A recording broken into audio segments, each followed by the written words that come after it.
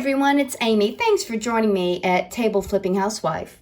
We have a true trash to treasure today. This was on the curb getting ready to be picked up by trash when a friend discovered it and brought it to me. It's in pretty rough shape. It's been previously painted rather poorly. There are lots of brushstroke marks and drips that'll have to be sanded out smooth, and a lot of cleanup necessary, such as that. Now, believe it or not, this is going to be something pretty in pink, so sit back and enjoy.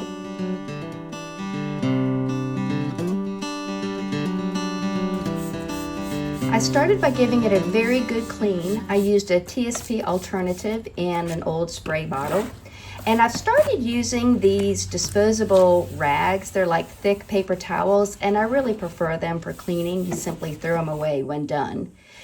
I was kind of tickled to discover the front just contact paper, just like on the inside. So I peeled it off and got to cleaning.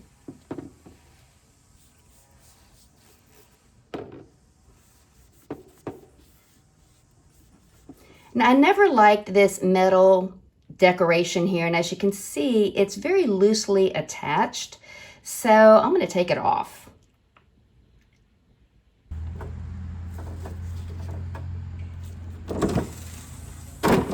I tested to make sure it wasn't there for structural reasons. It wasn't, so I was good to go. It left a lot of big gaping holes, so I cut some dowels down to little peg sizes, covered them in glue, and inserted them into all those holes where that ornamental piece had been attached. I used a hammer to tap it further in, and when there was excess, I just trimmed it off.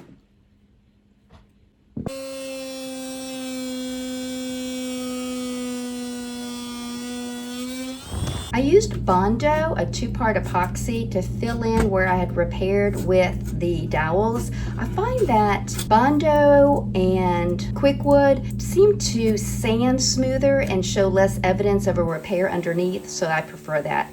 And as I was sanding those areas, I discovered something interesting. I quickly realized there's no wood in these legs at all. This is press board. So once I finished smoothing out, sanding the areas that I patched with the dowels, I still have those two to sand. The other ones are sanded smooth.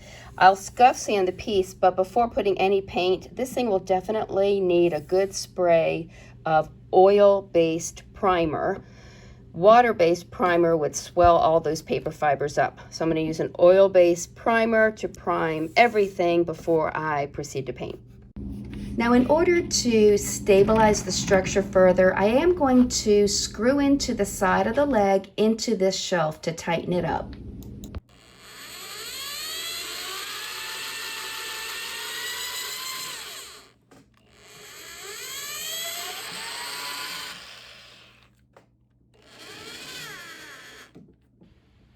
And even though I pre-drilled, I didn't pre-drill into the shelf itself. And you'll notice that while I'm screwing through the leg into the shelf, I do crack the shelf a little bit, but I think I'll be fine structurally. The screw was countersunk, so I used plastic wood to fill in the countersunk screws on both sides, as well as the crack. And then when that was dried, I sanded it smooth and then lightly sanded everything to get rid of any brushstroke marks or drips from the previous owner.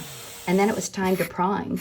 I had a spray can version of the Zinsser Bullseye 123 primer, and I primed the whole piece. I've never seen anything like this. If this isn't wood, what is bleeding? I came back, sprayed a second coat, but this time used a shellac-based primer. It's still bleeding. It took a total of 5 coats of that Zinsser Ben shellac-based primer to finally cover that bleeding. But now what I'm going to do is take a very fine sand pad, lightly sand the whole piece to knock off anything that may have landed in it while it was drying. I'll wipe off the dust, and then this piece will be ready for paint.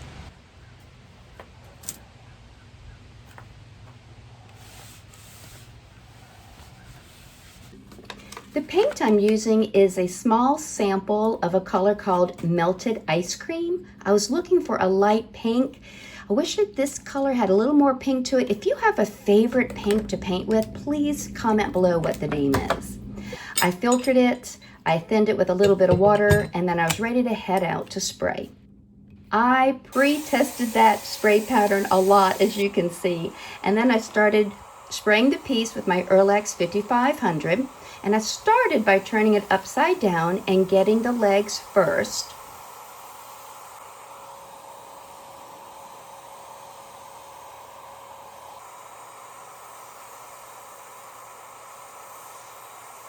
When I got all those odd angles hard to reach when it's right side up, I then turn the table over and spray the whole thing.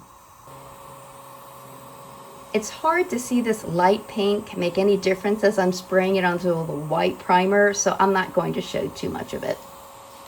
I ended up spraying 2 coats of paint, lightly sanding in between to ensure a smooth finish.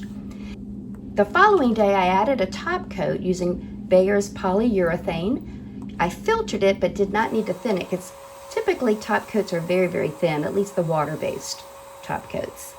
I sprayed the entire piece 2 times with a 3rd coat going on the top, and in between I lightly sanded and dusted off anything that may have landed in the top coat as it was drying.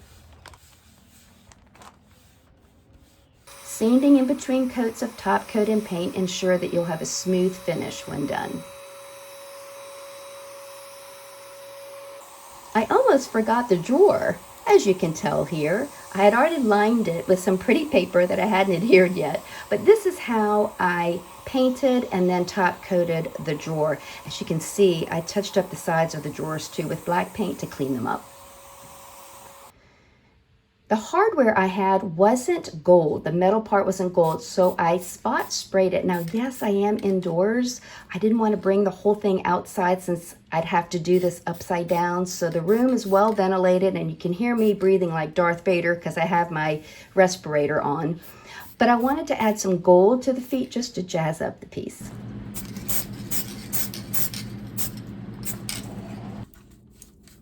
I've decided to add a little extra bling to the item. It's gonna be really pretty. Just doing this final touch up and then I'm done. So let's get to those before and after pictures.